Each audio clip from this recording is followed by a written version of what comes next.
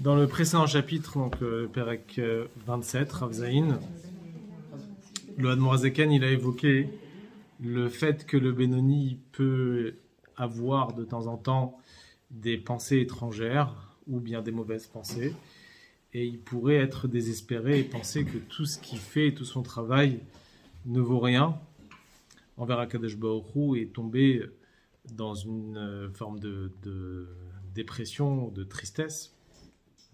Et là, le Admor Azaken explique qu'au contraire, qu'Akadosh Baruch Hu, là, il lui a donné l'occasion de pouvoir accomplir la mitzvah de Velot Atoro Acharei Levavchem, ne pas suivre les désirs de son cœur et de ses yeux. Et à ce moment-là, il entraîne chez Dieu un nachatrouach, un plaisir énorme chez Akadosh Baruch Hu lorsqu'il brise la klipa et la sitra achara. Et à ce moment-là, il attire de chez Akadosh Baruch Hu une lumière énorme qui dépasse tout. À la suite de ça, l'Admor Azaken, il parle aussi le problème d'une personne qui pourrait avoir des pensées étrangères au moment où il étudie la Torah ou au moment où il sert à Kadosh Baruch Hu. Excusez-moi, Ramassara, une petite seconde. Oui. On a une demande d'une personne. Merci. Pour tous les malades, bien sûr. Oui. Donc là, dans ce cas-là, précisément, on ne va pas lui dire que Dieu il lui a donné l'occasion d'accomplir la mitzvah de Velot Atoro Acharei Levavchem et de faire ce qu'on appelle la mitzvah de Hitkafia, de briser le mal. Pourquoi ? Parce que cette mitzvah-là, elle est faite lorsqu'une personne, elle n'est pas en train de servir Dieu, étudier la Torah ou faire la tfila, lorsqu'il est en train de se préoccuper de sujets profanes.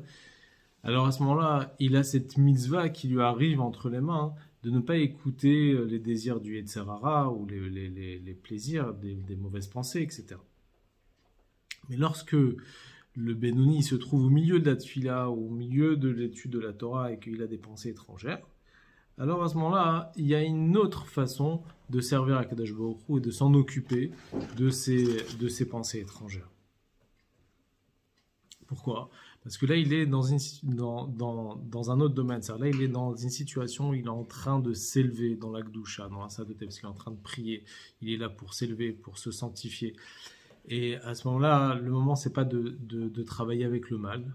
Là, le moment, c'est de s'élever dans le côté positif, de s'élever dans le bien. Et donc, on va voir ici que si à ce moment-là, il y a des mauvaises pensées, alors il doit ne pas en tenir compte du tout et ne pas faire face à ces mauvaises pensées. C'est pas le moment de faire Hitkafia. Lui, à ce moment-là, c'est le moment d'avancer dans le service envers Akadosh Baruch Hu. D'ailleurs, c'est lié avec une sikha qui est connue du rabbi qu'on a parlé dernièrement sur la traversée de la mer, le Shvi Shel Pesach. Le rabbi il rapporte une longue sikha sur les différents avis quand les gens ils étaient devant la mer. Est-ce qu'il faut se rendre aux Égyptiens ? Est-ce qu'il faut faire la guerre contre les Égyptiens ? Ou d'autres ils disaient il faut prier, d'autres ils disaient il faut se jeter à l'eau. Et tous ces arguments, Akadosh Baruch Hu, il les a annulé ces arguments. Et il a dit ni il fallait se rendre aux Égyptiens, ça c'est évident, ni il fallait se jeter à l'eau, et même prier, il fallait pas. À ce moment-là, Dieu lui a dit Daber al bnei Israël ve'Isaou. Il a dit demande au bnei Israël, comme Narshon, comme vous avez dit, comme Narshon ben David l'a fait. C'était la volonté de Dieu, c'était d'avancer.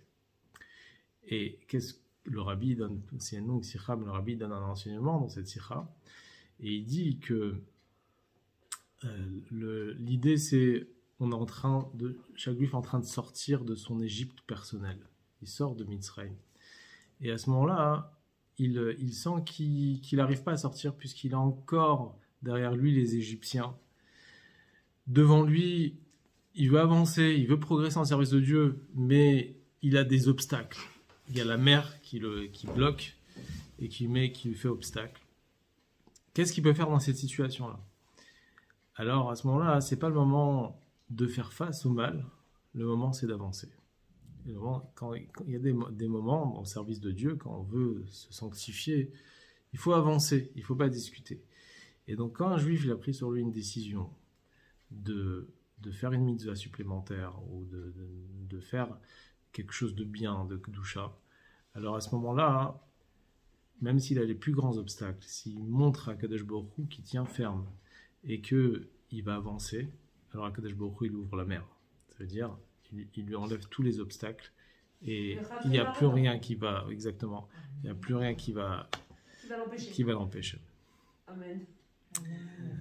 C'est vrai que celui qui est actif, on voit le chalier en Russie, combien de betteraves il a construit un après l'autre. C'est ça, l'idée c'est d'avancer, ne pas regarder derrière, voilà, pas derrière.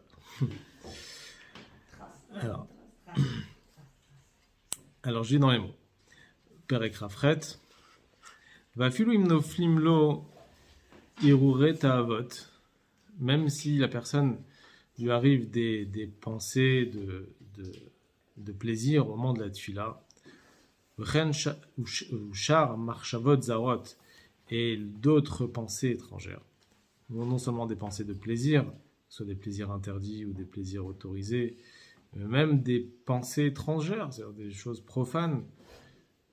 Beshaat avoda, au moment où il est préoccupé à servir Dieu, à faire la tfila, ou bien quand il s'efforce, Torah, dans l'étude de la Torah, il veut se fatiguer, il veut se concentrer dans l'étude de la Torah, et à ce moment-là, il est perturbé par ses pensées.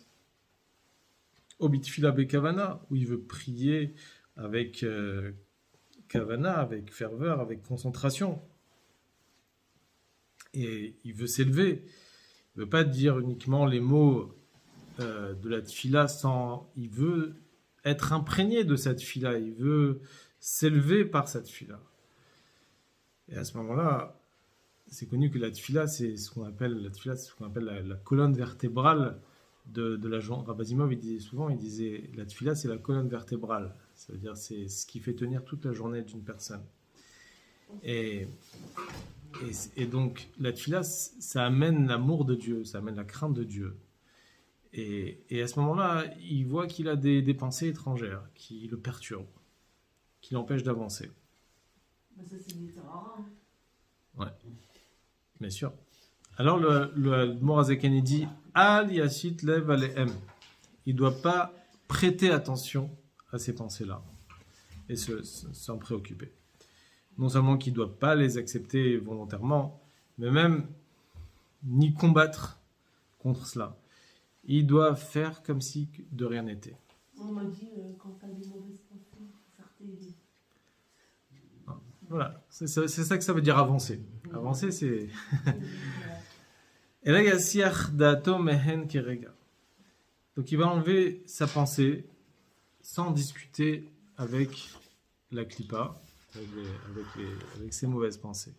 Parce qu'à ce moment-là, le fait même de discuter, de discuter avec son Yetzer Hara, qui veut le perturber de son service envers Dieu, alors à ce moment-là, il pourrait lui-même tomber dedans. Mais on pourrait dire, bon, ce qu'il va faire, c'est que c'est écrit dans Chassidut que Marshava Meshotetet Tamid, la pensée, elle travaille tout le temps, une personne ne peut pas s'arrêter de penser. Mais la seule façon comment on peut repousser une pensée, c'est en pensant à une autre pensée.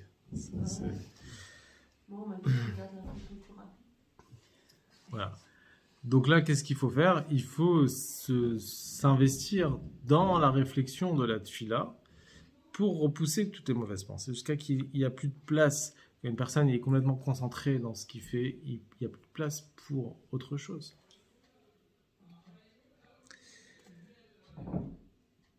Mais on pourrait dire qu'il y a aussi ce qu'on appelle la halat amidot. La Morazekhan, il va dire il y a une fois certaines personnes, ou dans certains cas, où quand quelqu'un a une mauvaise pensée, il va travailler justement pour élever le mal vers le bien, transformer le mal en bien. Comme c'est connu que la chassidoute, tout ce travail, c'est justement transformer le mal. On avait dit dans l'introduction du Tanya que la chassidoute, c'est pas combattre une mida particulière qui veut, on va dire, qui s'impose, non, mais l'idée, c'est d'aller à la source de la mida et à ce moment-là de réparer. C'est comme quelqu'un qui a des blessures sur sa peau, et alors si je mets de la pommade, peut-être ça va partir momentanément, mais ça va revenir.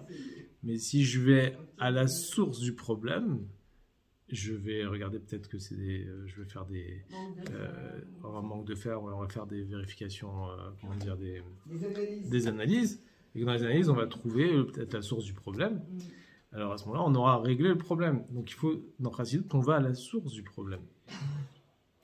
Et en général, Chassidut, ça demande la source du problème de tout le Yetzer Hara, etc. C'est le bitoul, c'est la soumission à Kadosh Baruch Hu.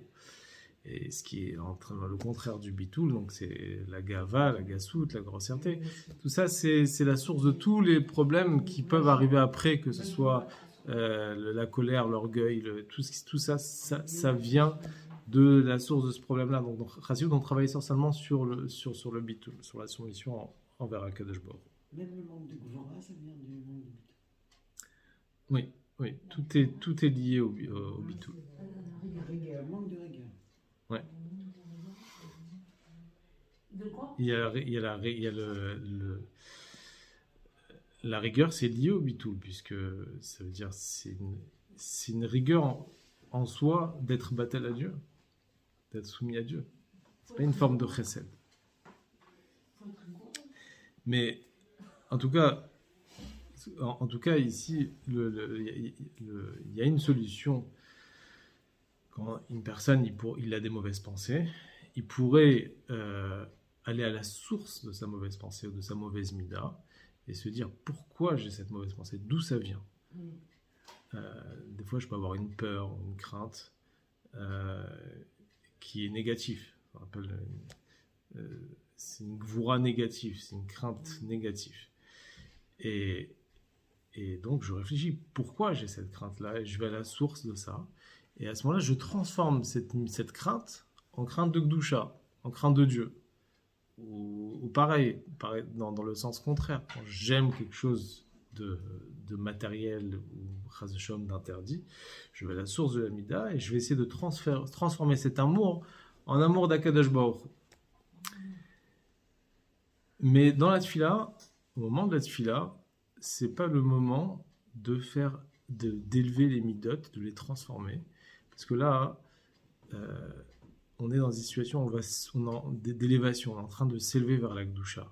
Et si, à ce moment-là, je fais face au mal, alors à ce moment-là, je peux être influencé par le mal. Je pourrais tomber au lieu de m'élever. Alors, c'est ce qu'il dit ici. De façon mal, il ne faut pas s'en préoccuper. Au moment de la tfila et de l'étude de la Torah, non. Non, pas au moment de la tfila. En dehors, oui, on peut. Ouais. Oui, bien sûr. Affronter. Mais en moment de la tfila, là, on parle quand on est au moment de la tfila, voilà. Alors, il dit dans les mots, Vegam ali shoté la sok ba'alat amidot. Il ne faut pas aussi qu'il soit fou pour, à ce moment-là, élever les midot de Shalamar Shavazara, de la pensée étrangère, Kanoda, comme c'est connu. S'il va faire ça, alors à ce moment-là, il sera choté, il sera appelé fou, un sot, puisque à ce moment-là, il prend un risque de tomber dans le piège du Yetzer Hara. Je n'ai pas compris, celui qui fait face. Celui qui fait face. Parce qu'il élever la mida qui est à la source de l'interdit. Oui, c'est-à-dire que quand on a une mauvaise mida qui se réveille au moment de la tfila, de la Torah, alors à ce moment-là, on a une solution, c'est de l'élever, de la transformer en Gdusha. D'accord. Ou une autre solution, c'est de ne pas prêter attention. Ok. Alors, le Morazakan dit l'idée c'est de ne pas prêter attention. Parce que si on fait face à cette mida-là, on la transforme dans la Gdusha, à ce moment-là, on risque d'être influencé par le mal. Mais dès qu'on a une pensée interdite, on sait la relier à une mida. Non, c'est un niveau pour pouvoir le faire.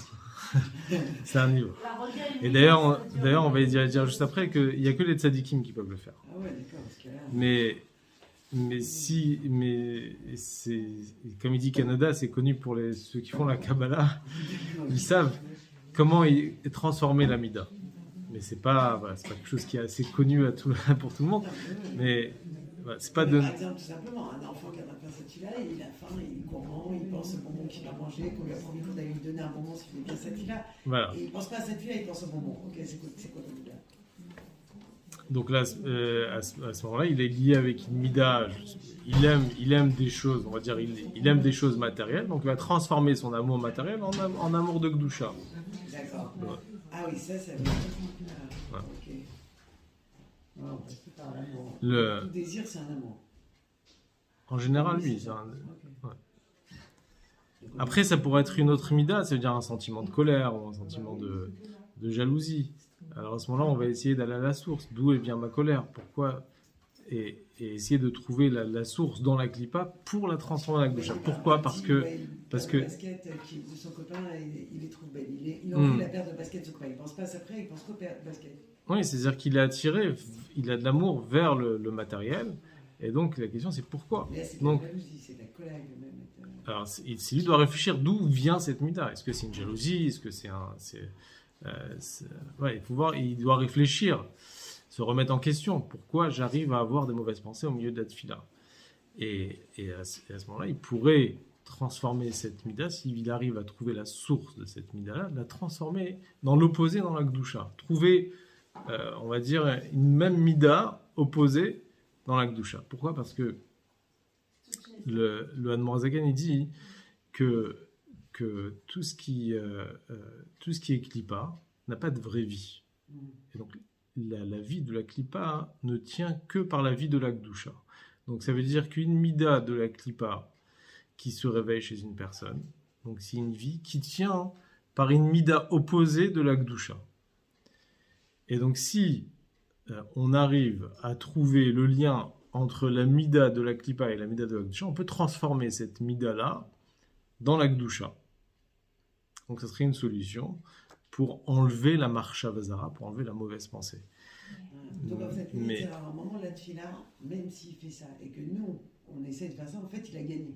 Parce que le temps qu'on a passé à essayer de transformer, en fait, c'était déjà, il a gagné parce qu'on a perdu du temps de tefila et de concentration. Exactement.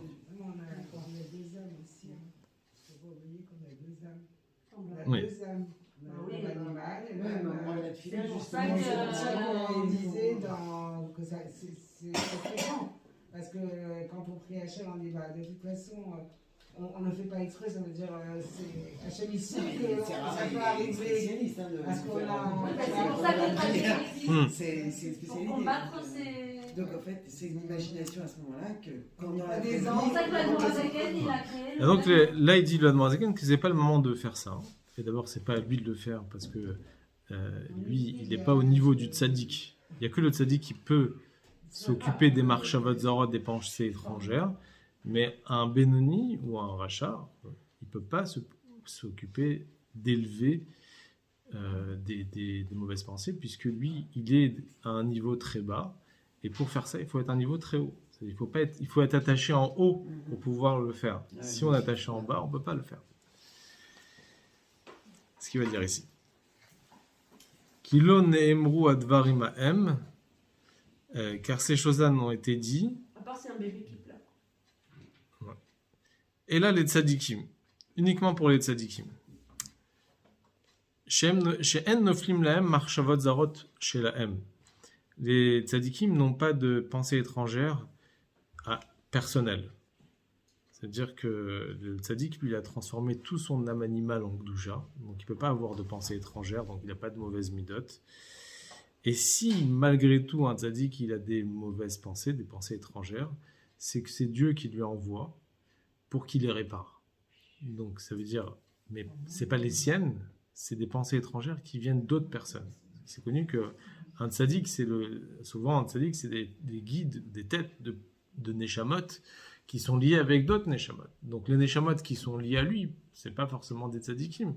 Et donc des fois, il répare des pensées d'autres personnes pour les élever dans la Gdusha. Des personnes qui sont liées à sa neshama.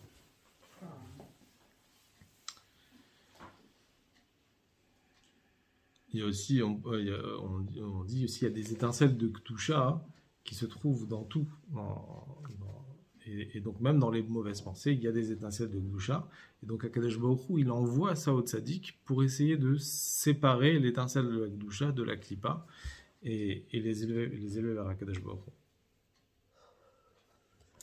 Donc le tzaddik, she'en lahem marchavot zarot shelahem. Le tzaddik, ils n'ont pas de marchavot zarot, de pensées étrangères à eux, mais ils ont que seulement Michel Acherim. Ils ont ça vient d'autres personnes qui arrivent dans la neshama du tzaddik.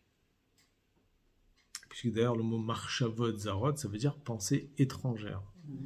Et chez le tzaddik, ce sont vraiment des pensées étrangères, des marchavot zarot, parce que lui, ça vient d'autres personnes. Mais chez nous, en réalité, c'est des pensées qui viennent de nous-mêmes. C'est pas vraiment des marchavot zarot, puisqu'on est attaché malheureusement à ce monde qui est impur. Donc c'est des pensées qui viennent de nous-mêmes, donc c'est pas étrangère. Et des fois, chas v'shalom, chez certaines personnes, c'est au contraire, c'est la Gdusha qui est étrangère à nous, plutôt que la Klippa. Et quand on travaille, si par exemple on repousse la pensée étrangère, ou bien même qu'on arrive à ne pas y penser parce qu'on est dans la prière, on a élevé les étincelles qui étaient dedans. Est-ce que ça suffit à élever les étincelles de sainteté qui étaient dedans? Alors dans la Tfila, oui. Ouais.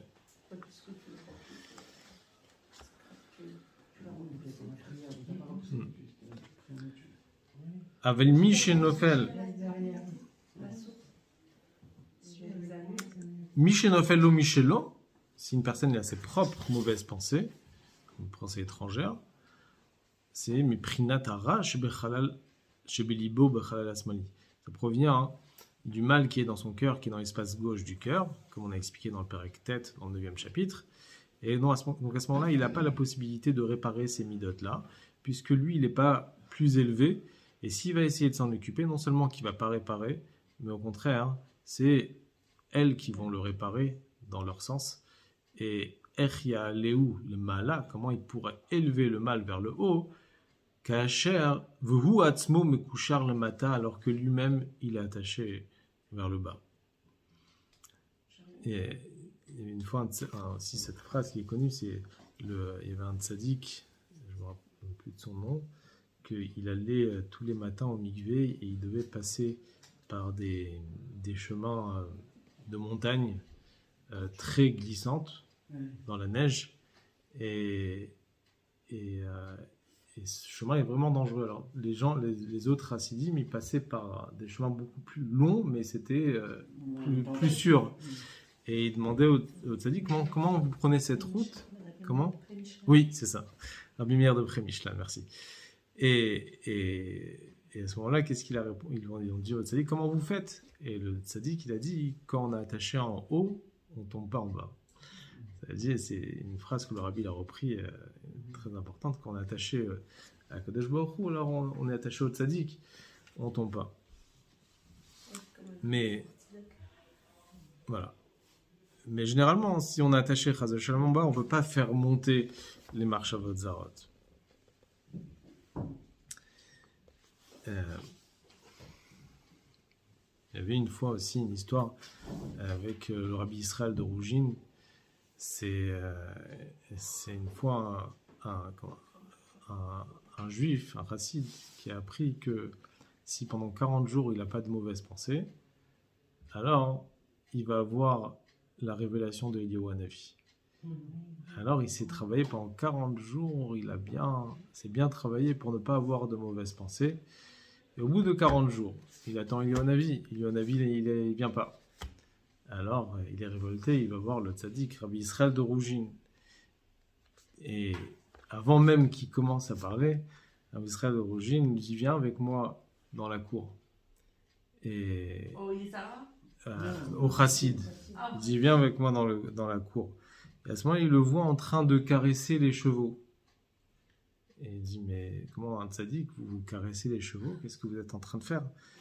Alors, il a répondu, il lui a dit, tu sais, ce cheval-là, ça fait déjà depuis 40 jours qu'il n'a pas dit des dvarim betelim, des paroles en vain. Mais c'est resté un cheval.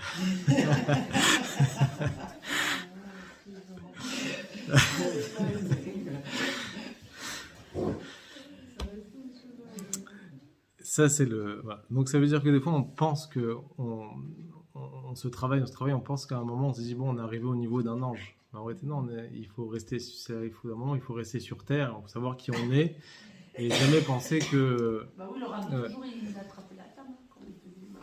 Ouais. Et donc, faire en sorte que. Être conscient de ce qu'on est, en réalité, et donc on ne peut pas penser qu'on est au niveau du tzaddik pour pouvoir élever les midot, ou pour avoir la révélation des Yohanavi. Et ça, c'est. Voilà. Donc, ça, c'est des choses que c'est pas notre domaine. Et il faut laisser ça au tzaddikim. Maintenant, le Admorazaken, il va répondre aussi à une autre question, parce que tout le Tanya, c'est des questions, des réponses à des questions à des personnes qui sont venues poser au Admorazaken en Yichidut, en audience privée. Et donc, il y a un chassid qui pourrait poser une question, qui a posé la question peut-être au Admorazaken, et qui peut dire, mais malgré tout, je pourrais devenir triste que je me travaille pour repousser les mauvaises pensées. Je ne tiens pas compte. Et à la fin, j'en ai toujours encore et encore. Et à un moment, c'est désespérant. On va dire Rafal Piken, malgré tout. Alipol libo vekirbo. Il ne doit jamais se désespérer. Liot misé atsev venivze. Pour être de là, pour être triste et se mépriser. Dire j'ai aucune chance puisque j'ai toujours des mauvaises pensées. Et on a expliqué avant que la tristesse, c'est quelque chose qui est tout à fait négatif dans le service envers Akadosh Baruch Hu, qu'il faut être toujours joyeux, comme on a expliqué dans le 26e chapitre, longuement. Béchat, Avoda, et plus particulièrement au moment où on est en train de servir Akadosh Baruch Hu, on demande de prier. Il faut avoir une grande joie, puisque c'est ça qui permet d'avoir le cœur et l'esprit ouvert pour pouvoir percevoir la lumière d'Akadosh Baruch Hu au moment de la tefila. Et donc quand il voit qu'il a des mauvaises pensées, il pourrait être triste. Là, le Morazakan, il dit la draba, au contraire. Justement parce qu'il a des mauvaises pensées, ça veut dire qu'il est sur le bon chemin. Puisque ça veut dire que c'est exactement ce que le Yetzer Hara, il voit qu'il réussit. Alors là, il essaye de le bloquer. Exactement. Donc à ce moment, il est trazek yoter, il doit plus se renforcer. Yosif ometz b'chol koach kocho bekavanat atfila b'chedva v'simcha yetera. Il doit ajouter plus d'efforts, avec plus de joie et avec plus de ferveur pour avancer, comme si qu'il n'avait pas de mauvaises pensées. Et justement parce qu'il a ces mauvaises pensées-là, c'est-à-dire qu'il est sur le bon chemin, qu'il est sur la bonne route, et qu'il est proche de sa victoire. Vesumo al libo. Il doit se dire, comme cela, Kinifilat amarchavazara, que la mauvaise pensée, il met à klipa chez Bechalal Asmali. Elle vient de la klipa. Alors, Kinifilat amarchavazara, il met à klipa chez Bechalal Asmali, ose milchama vevedani, parce que la mauvaise pensée qui vient de la klipa, et qui arrive chez le Benoni, et qui fait la guerre contre le Benoni, il nefesh elokit shebo, avec son âme divine qui est en lui, ou kenoda derech hanilchamim vechem anevakim yachad. Comme c'est connu, comme on a expliqué aussi au début du 26e chapitre, qu'il y a un combat entre deux personnes, entre Yetzer Tov et Yetzer Hara, c'est comme un combat entre deux personnes, et que si l'un il est fort, alors à ce moment-là l'autre il sera plus faible, et à ce moment-là de quelle façon il peut gagner? Lorsqu'il est besimcha, lorsqu'il est joyeux. Alors Morazakan il utilise les deux termes Nilchamim et Neevakim. Nilchamim, c'est un combat plus éloigné. Et Neevakim, c'est un combat rapproché. Lorsque l'un, il essaye de faire tomber l'autre. Donc, il s'enlace pour se combattre. Et alors, c'est deux catégories de guerre contre son Yetzer Hara. Il y a le combat qui est Beta Avot Issour, les plaisirs interdits. Les plaisirs interdits, c'est un combat de loin, parce que c'est loin de nous. On sait que c'est interdit, donc il faut les repousser. Et après, il y a les Ta'avot et Éther, les plaisirs autorisés, où à ce moment-là, il faut pas tuer les plaisirs autorisés, mais il faut enlever les plaisirs, parce que ce qui est autorisé, on a le droit de prendre, mais il faut enlever le plaisir du matériel et élever le matériel dans la Kedusha. Alors que dans les plaisirs interdits, il faut complètement repousser. C'est le plaisir qui n'est pas dans la Kedusha. Comment ? C'est le plaisir qui n'est pas dans la Kedusha. Oui, le plaisir matériel de la chose. Donc là, on retire le plaisir matériel, et on l'utilise. On avait donné des exemples sur la nourriture. Il ne faut pas manger la nourriture pour satisfaire le plaisir de son âme animale, juste pour satisfaire un plaisir, mais il faut manger pour avoir des forces pour servir à Kadosh Baruch Hu. Donc, sauf Shabbat, bien sûr. Et donc à ce moment-là, il faut séparer les deux choses, enlever le plaisir du matériel et élever le matériel dans la Kedusha. J'ai réagi parce que toujours Avazimov disait ça fait plaisir à Dieu. Quand on fait les Torah ça fait plaisir à Dieu. Voilà. Le fait de dire que le plaisir, c'est pas la Kedusha, c'est bizarre puisque justement c'est le terme qu'on emploie pour Hachem. Oui, mais là on fait tout pour faire plaisir à Dieu, mais pas pour faire plaisir au Yetzer Hara. Donc si on fait plaisir au Yetzer Hara, c'est la Klippa, ça va dans la Klippa. Ouais.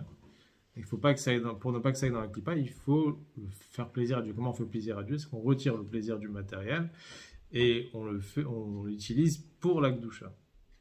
Mais le plaisir de l'étude, non. Oui, bien sûr.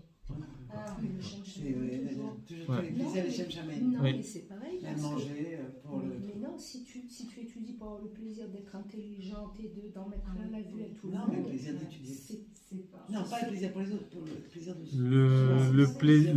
Le plaisir, ça doit être en fait, on doit avoir un plaisir et une joie de servir Dieu.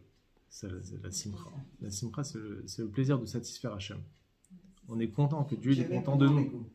Voilà. Bah oui, Ça, c'est le ça doit pas être pour notre intérêt.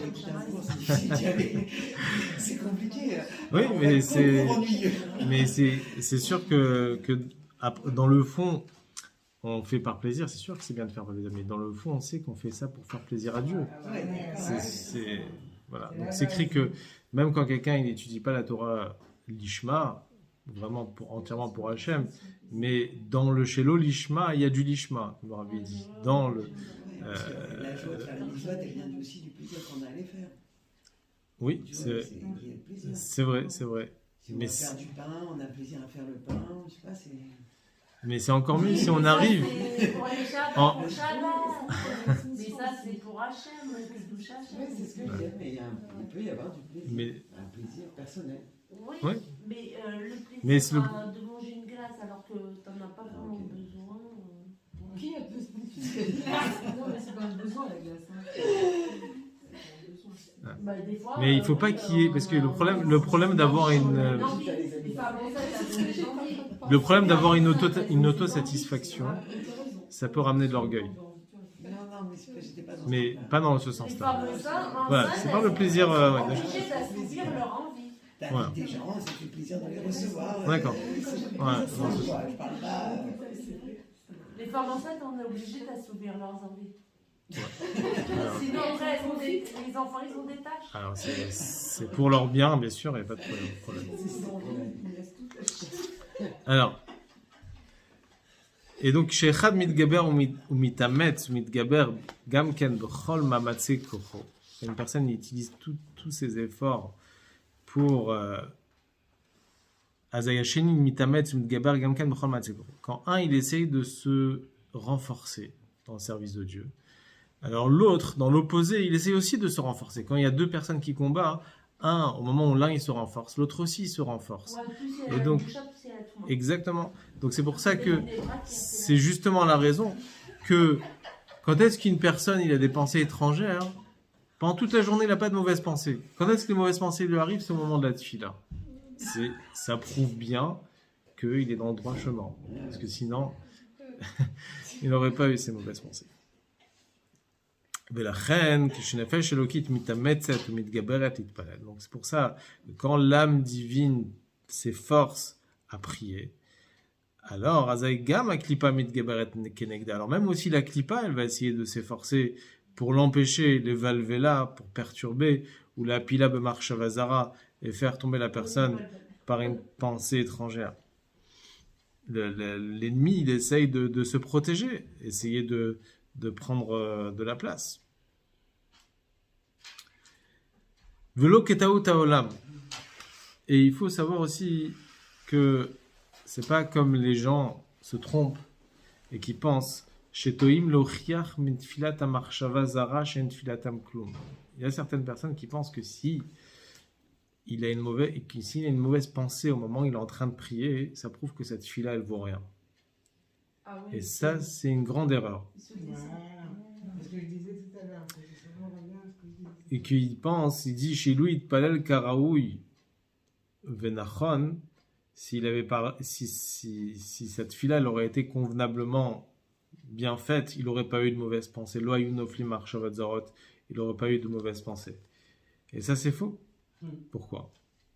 Ve'emet ayek qui dit vrai, ça aurait été vrai, imaita nefesh achat levada, s'il n'y avait qu'une seule âme, ça aurait été vrai. S'il n'y avait qu'une seule âme qui priait, une seule âme qui pensait les mauvaises pensées, alors à ce moment effectivement, là à ce moment-là, s'il y a une seule âme qui a qui a toutes les pensées, que ce soit les bonnes pensées et les mauvaises pensées, alors à ce moment-là, oui, s'il a des mauvaises pensées, ça prouve que cette fille-là ne vaut rien. Mais étant donné qu'une personne possède deux âmes, Ce que je disais, on revient à ce que je disais tout à l'heure. exactement. Donc, c'est tout à fait normal que quand on est dans la Gdusha, on est perturbé par l'autre côté. Et ça, il ne faut pas se désespérer. C'est On n'est pas des anges. la nature des choses, on n'est pas des anges. Exactement. Oui, bah, c'est pour ça que Dieu, l'oral de Noazaken nous enseigne qu'on peut contrôler. Oui. On marche à l'étalage avec l'autre. Ça, c'est notre travail de contrôler. Ouais. Ouais, on n'est pas tout le temps sous contrôle, mais Il faut faire l'effort. Voilà. Voilà. אבל באמת לאמיתו, הן שתי נפשות הנלחמות זו עם זו במוחו של אדם. En réalité, ce sont deux âmes dans le cerveau d'une personne. Et en réalité, pas seulement dans le cerveau, mais surtout le corps. Et le combat, il est qui va dominer ici? Alors, bien sûr, le cerveau, il domine sur le cœur. Et donc, étant donné que la Neshama, elle est essentiellement dans le cerveau, elle va essayer de dominer sur tout le corps.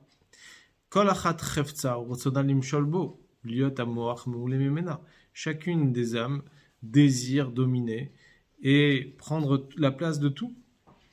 V'chol yirure Torah v'yirat shemaim minefesh ha'elokit, v'chol miled ha'alma minefesh ha'bamit. Toutes les pensées de Torah et de crainte de Dieu proviennent de l'âme divine, et toute pensée profane provient de l'âme animale.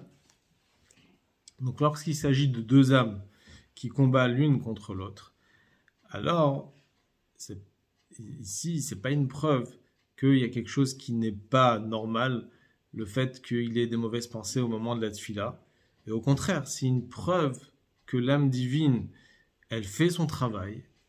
Et donc c'est pour ça que l'ennemi, l'âme animale, il essaye de combattre, il essaye de lui envoyer des mauvaises pensées. Raksha Elokit Mouloubeshet Ba, sauf que le fait que l'âme divine est perturbée par des mauvaises pensées, c'est parce que l'âme divine est habillée dans l'âme animale, et l'une est mélangée avec l'autre. Ça veut dire que l'âme divine donne la vie au corps,